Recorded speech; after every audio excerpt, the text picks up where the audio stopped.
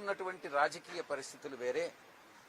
ఈ పరిస్థితుల్లో, ఇప్పుడున్నటువంటి రాజకీయ పరిస్థితుల్లో నేను ఒక రాజ్యసభ సభ్యుడిగా అటు రాష్ట్రానికి కానీ, ఒక పార్టీలో నేషనల్ జనరల్ సెక్రటరీగా పార్టీకి కానీ న్యాయం చేయలేను అన్నటువంటి ఒక ఆలోచన వచ్చి, నాకన్నా ఇంకా శక్తి సామర్థ్యాలు ఉన్నటువంటి వ్యక్తులు ఎవరైనా నా ప్లేస్లో రాజ్యసభకు కానీ వస్తే రాష్ట్రానికి, రాష్ట్ర ప్రజలకు, దేశానికి ఉపయోగపడతారు అన్నటువంటి ఒకే ఒక కారణంతో నా యొక్క అశక్తత, నేను చెయ్యలేను, నేను న్యాయం చెయ్యలేను అనే ఒక నిర్ణయానికి వచ్చి నేను ఈ యొక్క రాజీనామాను సమర్పిస్తున్నానే తప్ప వ్యక్తిగత కారణాలని అందుకే నేను చెప్పాను.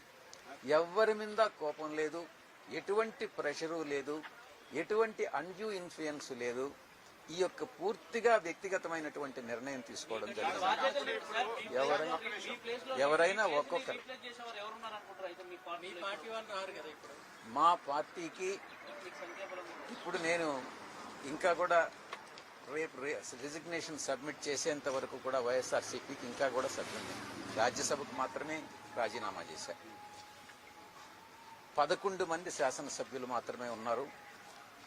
11 మంది శాసనసభ్యులతో నేను చేసినటువంటి రాజీనామా వల్ల కూటమి లబ్ధి పొందుతుందే గాని వైఎస్ఆర్సీపీ లబ్ధి పొందదు. ఈ విషయం అందరికీ తెలుసు. వైఎస్ఆర్సీపీ నా ప్లేస్లో ఇంకొకరిని పంపించలేదు. కూటమిలో అది వాళ్ళకి నిర్ణయం. అది తెలుగుదేశంకి వెళ్తుందా, బీజేపీకి వెళ్తుందా, జనసేనకు వెళ్తుందా, ఎవరిని సెలెక్ట్ చేయాలి అన్నటువంటిది వాళ్ళ ఇష్టం.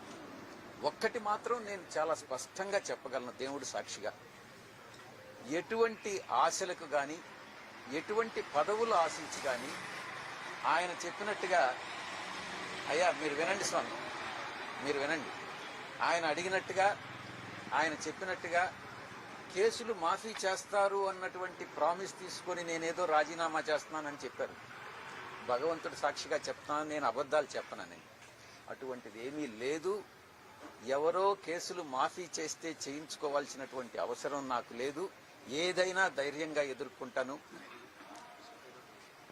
ఈ యొక్క లుకౌట్ నోటీస్ మీద హైకోర్టులో వేశాను నేను. గతంలో నా మీద ఒక మహిళ గురించి ఆరోపణలు చేస్తే మీ మీదనే, కృష్ణ వాళ్ళ ఛానల్ మీదనే నేను డిఫమేషన్ వేశాను. ఎవరికి భయపడే తత్వం కాదు విజయసాయిరెడ్డిది. భయం అన్నటువంటిది ఈ యొక్క ఒంట్లో ఎక్కడ ఏ అణువులో కూడా లేదు అన్నటువంటి విషయాన్ని చాలా స్పష్టంగా చెప్తా ఉన్నా.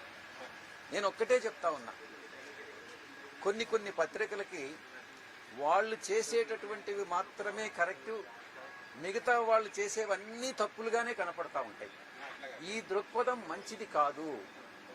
ఈ యొక్క బ్లాక్ మెయిలింగ్ టాక్టిక్స్ మంచిది కాదు అని నేను సవినయంగా నేను మనవి చేసుకుంటా ఉన్నా. పరిస్థితులు వేరుగా ఉన్నాయి, ఇప్పుడు పరిస్థితులు వేరుగా ఉన్నాయి. మీరు రాజకీయాలకు వచ్చినప్పుడు పరిస్థితులు వేరుగా ఉన్నాయి, ఇప్పుడు వేరుగా ఉన్నాయి అన్నారు కదా.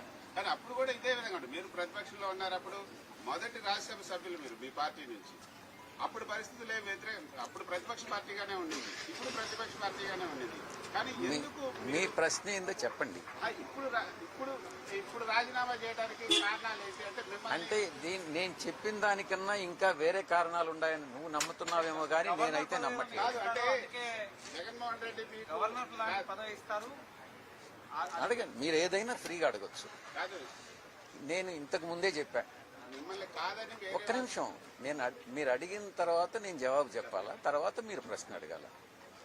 గవర్నర్ పదవి కానీ, తిరిగి నేను మళ్ళీ బీజేపీలో ఎంపీ కావడం కానీ, లేకుంటే వేరే ఇంకేదైనా పదవులు ఆశించి కానీ, మీ మైండ్లో ఏముందో నాకు తెలియదు. మనసులో ఏ పదవులకు కానీ ఒక్కరి దగ్గర ఒక్క పైసా డబ్బులు తీసుకొని నేను రాజీనామా సమర్పించడం కానీ, భగవంతుడు సాక్షిగా చెప్తున్నాను, అటువంటి హామీలేమీ లేవు. అటువంటి హామీలు తీసుకునేటటువంటి వ్యక్తి విజయసాయిరెడ్డి కాదు అన్నటువంటి విషయాన్ని మరొకసారి చెప్తాను. మీరు నమ్మకుండా ఉంటే అది మీ ఇష్టం. భవిష్యత్తులో అలాంటి అవకాశం వస్తే తీసుకుంటారా? గవర్నర్ గానీ ఎలాంటి అయినా మీ ఉన్నటువంటి రాజకీయ నేపథ్య అనుభవ రీత్యా మీకు ఒకవేళ గవర్నర్ ఇదే ఇవ్వాలని అనుకోండి. ఈ రోజు నా యొక్క ఆలోచన అంతా కూడా, నాకు హార్టికల్చర్ అంటే చాలా ఇష్టం. దాని మీద చాలా రీసెర్చ్ గతంలో కూడా చేశాను, విదేశాల్లో కూడా పర్యటించిన. నాకున్న అనుభవంతో గెస్ట్ లెక్చర్స్ ఇవ్వడం అన్నటువంటిది చాలా ఇష్టమైనటువంటిది. నాకున్నటువంటి కొద్దిపాటి పరిజ్ఞానం ఏదైతే ఉందో దాంతో ఈరోజు చాలామంది చాలా ఆరోపణలు చేస్తూ వచ్చారు. ప్రతిపక్షంలో ఉన్నటువంటి వాళ్ళు కానీ, అధికార పక్షంలో ఉన్నటువంటి వాళ్ళు కానీ, విజయసాయిరెడ్డి విశాఖపట్నాన్ని దోచేశాడు అన్నటువంటిది. రిధం కూడా చాలా బాగుంది. కొన్ని పత్రికలు చెప్తా ఉన్నాయి. ఆ దేవుడి సాక్షిగా చెప్తా ఉన్నా, ఎక్కడా ఏ డీల్స్లో విజయసాయిరెడ్డి అవినీతిపరుడు కాదు. నేను భగవంతుడి సాక్షిగా ఒక విషయం కానీ చెప్తే నేను భగవంతుడిని నమ్మేటటువంటి వ్యక్తిగా అబద్ధం చెప్పను. ఎక్కడైనా నాకున్నది ఈరోజు ఆస్తి మీరు ఎక్కడైనా అఫిడవిట్లో చూసుకోవచ్చు. నా కూతురు ఆస్తులన్నీ కూడా, లేకుంటే నా అల్లుడు ఆస్తులన్నీ కూడా వాళ్ళకి ఈరోజు చాలా పెద్ద కంపెనీ, కొన్ని వేల కోట్ల రూపాయల ఆస్తులు ఈరోజు కాదు 40 సంవత్సరాలుగా వాళ్ళు వ్యాపార రంగంలో ఉన్నారు. నేను లేను. వాళ్ళు చేసే వ్యాపారాలన్నీ నాకు ఆపాదిస్తే నేను చేయగలిగింది ఏం లేదు. అది కూడా మీ ఛానల్స్కి, మీ మనస్సాక్షికి నేను వదిలేస్తా ఉన్నా. దాంట్లో ఎంత నిజం ఉందన్నటువంటిది మీరే తెలుసుకోండి. నాకున్నది బెంగళూరులో ఒక ఇల్లు, విజయవాడలో 2 ఇళ్లలో ఒకటి నాది, విశాఖపట్నంలో ఒక అపార్ట్మెంట్. ఇవి తప్ప నాకు ఏ ఆస్తులు లేవు. నేను చాలా కంఫర్టబుల్ జీవితాన్ని గడుపుతా ఉన్నాను. ఆస్తులు సంపాదించాలని లేదు.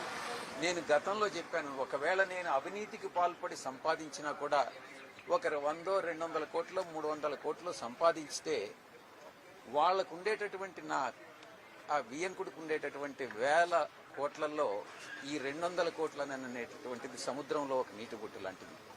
ఆ అవసరం లేదు. ఆ చెడ్డ పేరు తెచ్చుకోవాల్సినటువంటి అవసరం నాకు లేదు. నీతిగా, నిజాయితీగా బతుకుదామనుకున్నాను. కానీ కొన్ని పత్రికలు, కొన్ని ఛానల్స్ నిరాధారమైనటువంటి ఆరోపణలు మోపి నా యొక్క ప్రతిష్టను భంగపరచడం కూడా వాస్తవం. మీరు ఒక ఛానల్ పెట్టాలనే ఆలోచనను కూడా వెలుగుచ్చారు. ఆ విషయంలో ఎటువంటి మంచి ప్రశ్న వేశారు. గతంలో రామోజీరావు గారు, రాధాకృష్ణ గారు నా మీద వ్యతిరేకంగా దుష్ప్రచారం చేసినప్పుడు నేను ఒక నిర్ణయం తీసుకోవడం జరిగింది. ఛానల్ పెట్టాలి అన్నటువంటిది. ఈరోజు మారిన రాజకీయ పరిస్థితుల్లో నేను రాజకీయాల నుంచి తప్పుకున్న తర్వాత ఆ యొక్క నిర్ణయం, తీసుకున్నటువంటి నిర్ణయం అమలు చేయాలా లేదా అన్నటువంటిది నేను పునరాలోచిస్తాను. ఈ రోజు నేను దానికి సమాధానం చెప్పలేనటువంటి పరిస్థితి.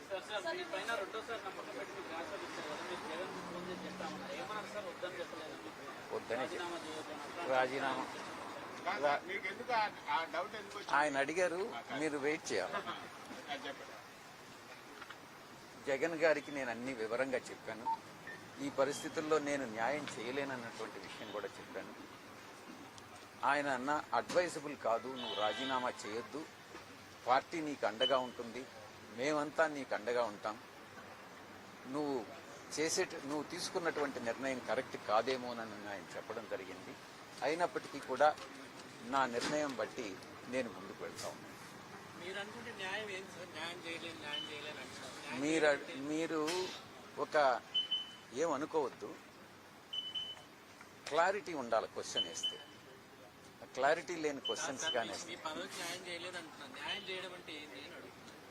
మీరు ఏ పత్రిక, మీరు మీ యొక్క ఉద్యోగ ధర్మానికి మీరు న్యాయం చేస్తున్నారా చెప్పండి. మీరు క్లారిటీతో అడగండి.